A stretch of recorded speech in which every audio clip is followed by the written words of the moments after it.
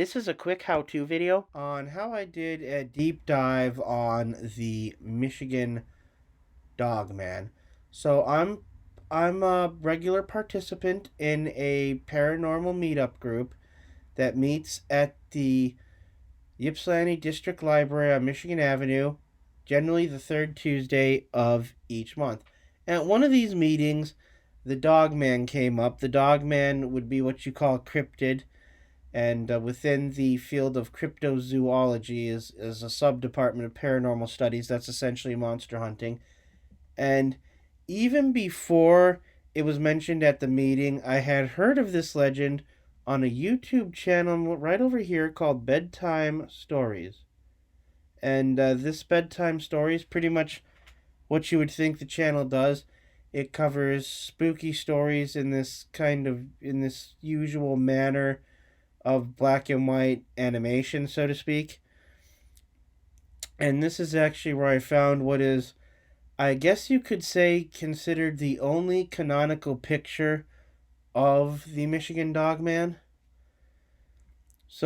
But also in this video, I heard of a book about similar sightings that happened in the state of Wisconsin around the same time as the Michigan Dogman. The Beast of Bray Road is a book written by Linda S. Godfrey. Uh, for those of you who aren't in the know or part of the community, Linda S. Godfrey was a journalist. She is now deceased, passed away in November of 2022, I think. And she worked for the publication.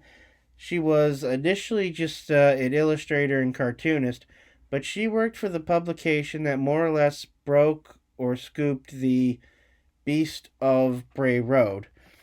And from that day forward, she pretty much hung her hat on being the person to write about and collect stories of Midwest werewolf like cryptids.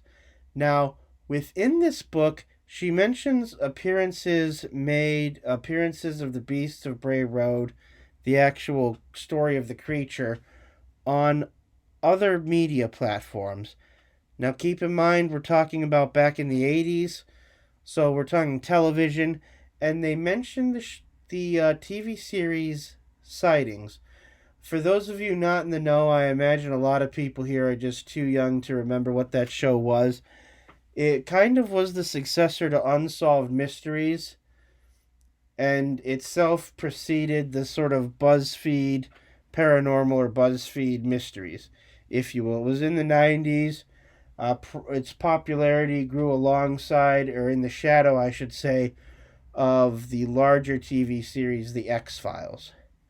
So I went looking around on YouTube for this. YouTube is a great resource, honestly, for open source reconnaissance. It really is. It has a lot of older shows because if shows are old and, they're game shows or something like that, and they're not being aired, nobody really cares to copyright and bring them down.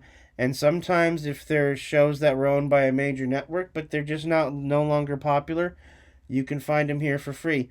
Well, I didn't actually get far into looking into sightings when I realized that there was a Monster Quest episode.